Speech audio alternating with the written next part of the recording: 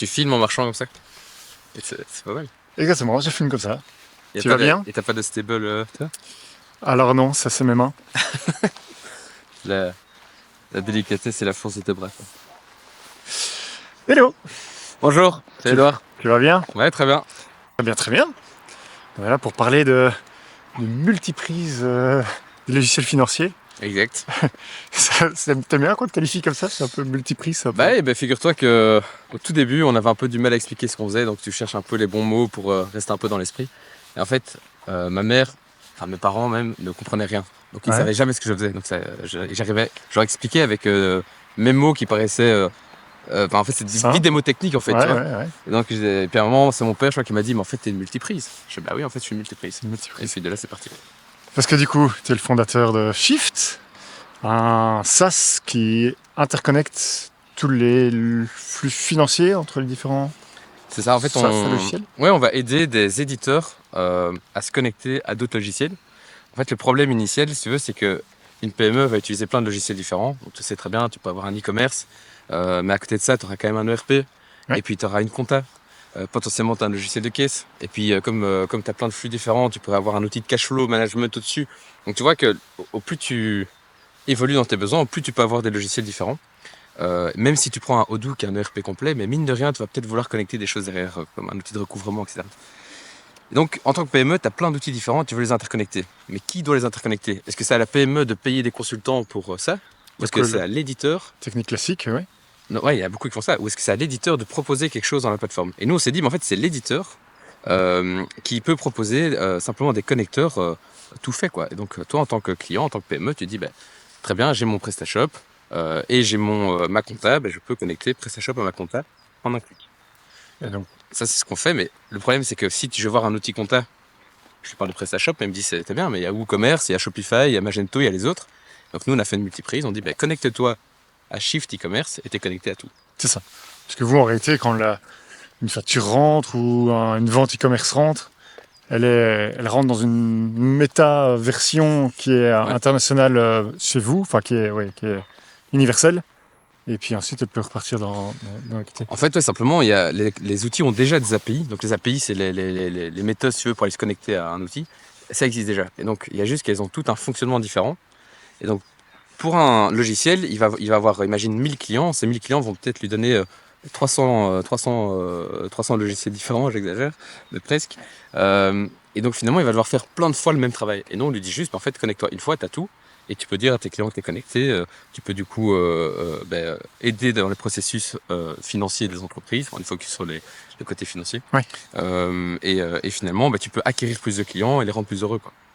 Quand tu dis les logiciels ont des API, là, c'est déjà pas si vrai Ouais, que ça. c'est vrai que c'est pas toujours vrai.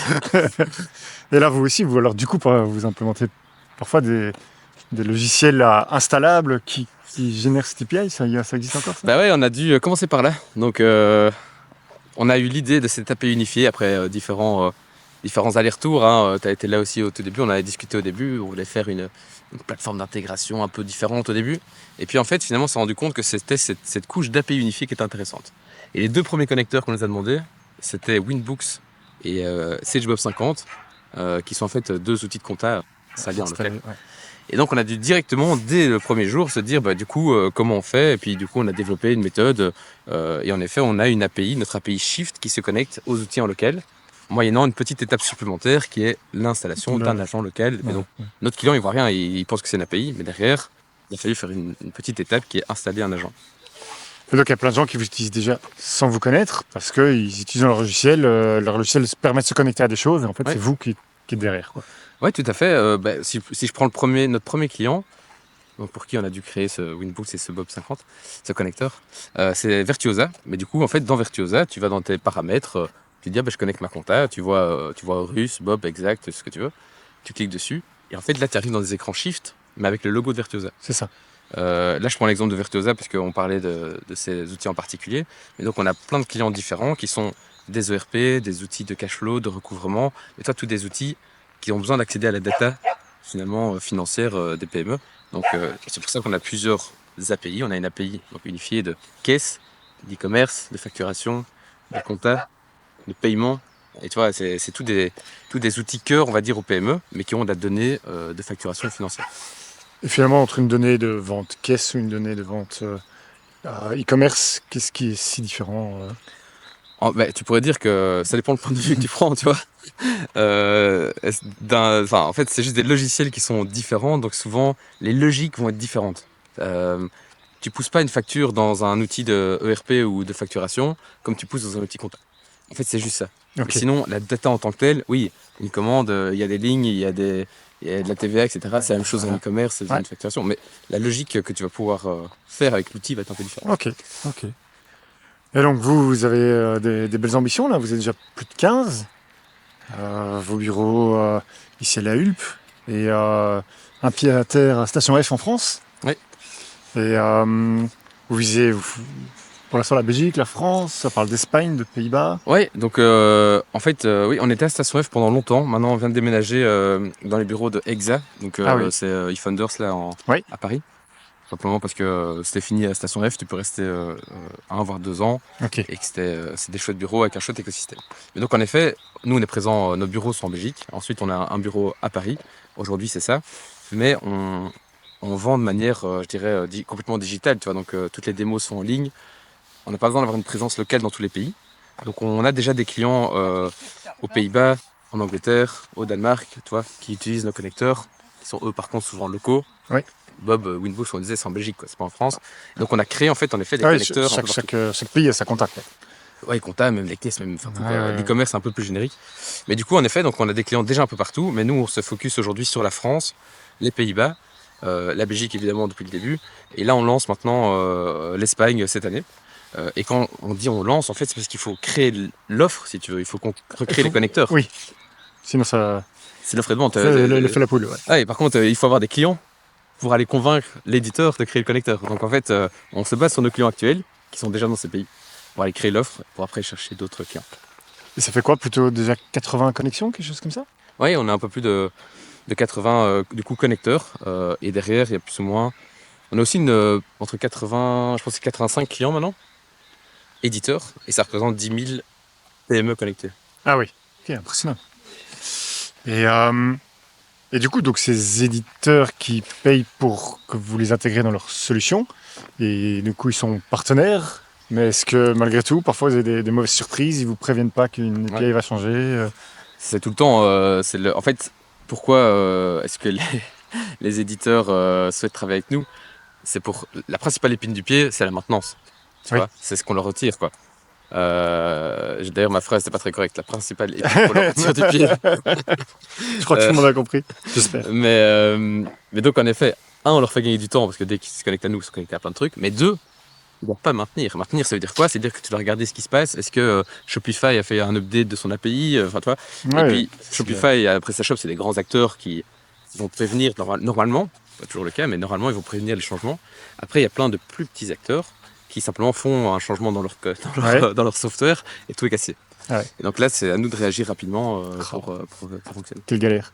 Et quand on parle de flux financier, j'imagine que le client, lui, oula, mes données sont parties, qu'est-ce qui se passe Est-ce qu'il y a des... Ouais, mais ça va parce que on connecte des logiciels entre eux, donc il y a toujours une data qui est d'un côté et pas encore de l'autre. Donc c'est plutôt, c'est pas encore là où il veut, mais c'est pas pour ça que C'est ça pas n'arrivera perdu. pas, quoi. Ouais, Ok. ça va arriver un jour. Il faut que l'éditeur partenaire ait fait les changements adéquats et que nous on les fasse et nous on les fait tout de suite, quoi. Et dans la maintenance, la force d'un intermédiaire comme nous, c'est de la prévention, tu vois. Donc on essaie d'être hyper proche des éditeurs. Donc par exemple, je sais pas, Horus en Belgique ou, enfin c'est un exemple. On va essayer d'être proche d'eux pour essayer de comprendre, ok, c'est quand vous allez modifier votre API, c'est quoi les changements, est-ce qu'on peut être bêta-testeur. Et comme ça, une fois que c'est live, nous on est déjà bon. Ouais. Et nos clients sont déjà bons. C'est ça. Et donc là, vous voulez doubler les équipes c'est quoi les genres de profils que vous cherchez? C'est quoi les challenges? Mais du coup, les challenges, c'est qu'on est quand même une boîte très tech. Enfin, ce qu'on fait est très tech. Ouais. Donc on doit trouver évidemment des profils de développeurs, des profils de... donc ça, c'est vraiment le côté, on va dire, plus technique, hein, de product manager, etc. Et puis ensuite, côté new growth, côté croissance, qui est quand même un petit peu technique, parce que tu dois faire de la vente ou du customer success, mais comprendre c'est quoi une API, comprendre c'est quoi l'intégration. Et donc c'est là le plus challenging, c'est de trouver des personnes dans la vente et le customer success et le marketing qui sont intéressés finalement par cet écosystème fintech, par les intégrations. Et donc là, on a vraiment des postes ouverts partout. Le plus urgent, c'est ce qu'on appelle nous le business analyst, Ouais. la personne qui va analyser les API et nous aider finalement à construire notre roadmap. Ok. Ça, c'est un des très urgents, avec le marketing et les account exécutifs. C'est ça. Vous aviez levé 700 000 il y a 2-3 ans, encore 2,3 millions il y a 6 mois, Oui. quelque chose comme ça. C'est ça les chiffres en général que retient la presse, parce qu'au moins voilà, il y a un momentum, il y a quelque chose une histoire à raconter. Pour toi, c'est ça les succès ou Non, c'est pas quoi du vos tout. succès actuels Ouais, c'est pas du tout les succès, parce qu'en fait, les montants que tu lèves, c'est tellement subjectif en fonction de, ce, de ce que tu veux faire, de ce que tu es prêt à ne plus faire. Enfin, je veux dire, c'est des contraintes de lever des fonds. Oui. Tu as des investisseurs avec toi, tu as du capital qui part ou tu as de la dette en plus. Enfin, en fait, la levée de fonds, c'est simplement se donner les moyens de son ambition, ça c'est sûr, tout en restant, et je pense qu'il faut rester assez humble et pas se perdre en jeu. Donc, on aurait pu lever bien plus. On nous a proposé des trucs à 5 millions. Mais c'est dire quoi 5 millions derrière? C'est dire que tu as une valorisation de dingue, c'est dire que tu cours derrière quoi? Plus derrière ta mission, mais Non. derrière en fait aller chercher un objectif de revenu à court terme. Donc en fait nous on a essayé de justement faire de la dette et du capital pour essayer de simplement d'être bien quoi et de pas se mettre la pression. Enfin en fait pas travailler pour des investisseurs. Si on aurait pu ne pas avoir d'investisseurs, on aurait été très heureux. Ouais. Alors on est très content de nos invests, on les adore, Ouais. ils nous font plein d'intros, ça nous a ouvert beaucoup de portes, il Ok. y a beaucoup de Du choses smart money. géniales. C'est de la smart money et il faut de la smart money, il faut pas prendre juste de la money, c'est pas c'est le début de certains problèmes. Donc on est très très content de les avoir et ils font partie de notre succès, vraiment. Par contre, c'est sûr qu'une fois que tu rentres dans, ce- dans du venture capital, tu dois avoir une croissance. Et donc c'est pour ça que tu dois avoir de l'ambition au départ, tu dois avoir un business model qui est capable de soutenir cette ambition. Et voilà, donc prendre du venture capital, ça implique de chercher de la croissance rapide. Donc c'est pour ça qu'il y a des levées de fonds quelquefois successives, parce qu'on n'attend pas la rentabilité pour aller chercher une dette. Là, on se dit, ben, on veut être les premiers dans un marché, on y va. Surtout que dans notre marché particulièrement, il y a un first mover advantage. Oui. Là, on est en France, on est bien établi, c'est Ok. c'est difficile de nous déloger. Ok. Par contre, on est nulle part dans les autres pays. Et donc, si quelqu'un arrive, est local, est meilleur que nous, localement dans ses contacts, ben, il peut aller très vite, quoi, tu vois. Donc nous, notre but, c'est d'être pan-européen, on en cherche une certaine vitesse, c'est pour ça qu'on a levé des fonds. Oui, parce que on le disait, beaucoup de logiciels sont locaux. Logiciels comptables, de caisse, des choses comme ça souvent.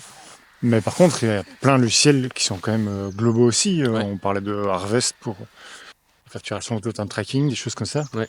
Et voilà, il y a un jeu là entre être fort en local dans son pays et en même temps, on peut pas le choix que d'intégrer des solutions. Mais nous, c'est obligatoire. En fait, on est global parce qu'on est local. Ça, c'est peut-être un peu bizarre, mais en gros, en Europe, comme les pays sont différents dans l'offre logicielle, Mhm. on est obligé de construire du coup cette offre, donc de construire ces logiciels-là. Par contre, nos clients vont être internationaux. Nos clients, on va dire par exemple Conto ou Revolut Ouais. ou des Agicap, ce sont des gens qui sont déjà des belles boîtes, qui sont déjà dans plein de pays. Donc eux, ils ont une attente en nous utilisant pour avoir plein de collecteurs dans ces pays-là. Oui. Et donc on doit déjà y être. C'est ça. Donc on ne sert pas quelqu'un qui est uniquement dans un pays ou deux pays ou pour quelques connecteurs. Nous, notre outil, c'est de servir l'Europe en premier lieu. Et alors, mais comment on fait pour résoudre ce problème de l'effet de la poule donc, parce que, je sais pas, Revolut vient chez vous, ils ont X milliers de clients dans tel pays, X autres milliers dans tel autre pays, et ils veulent que votre solution soit Mais globale. tu fais pas à pas. Donc faut pas promettre la lune. Nous, on dit, ben voilà, on est fort en Belgique, on est fort en France. Ça, c'est ce qu'on sait offrir aujourd'hui. Après, on rajoute des connecteurs. Donc, c'est-à-dire que lui, il ne change pas sa logique par rapport à nous. Vu qu'il est connecté à notre API unifié, dès qu'on rajoute quelque chose derrière, il l'a, si tu veux. Ouais. Donc, lui, il n'a pas d'effort en plus à faire. Donc, on est là, et ça arrive. Le reste arrive. Voici notre roadmap dans les 3 mois qui viennent. On va voir ceci. Quels sont vos besoins? On capture les besoins de nos clients et on construit notre offre. Donc, c'est là où je dis notre vélocité, notre rapidité est importante. Parce que si ton client t'attend pendant 2 ans sur un connecteur, il va le faire lui-même. Et après, on dit non aussi. On dit beaucoup non, tu vois. Ah oui. Bah oui, parce Ouais, que. faut savoir le dire, hein. Pas si simple. Ouais, mais des fois, tu as des clients qui sont pas des bons clients. On en parlait la fois passée, des PME qui viennent en direct chez nous. On sait les servir, mais on va pas les servir parce qu'on n'a pas, c'est Ouais. pas notre business model. Ouais. De toute façon, Euh, entre une boîte de service ou une boîte de produits, je pense il faut choisir. Ouais. Une boîte de produits. Ouais, mais pour ça, il faut vouloir dire non. Parce qu'au début, tu peux dire oui parce que tu te dis, ah, il y a un peu d'argent, machin, mais non.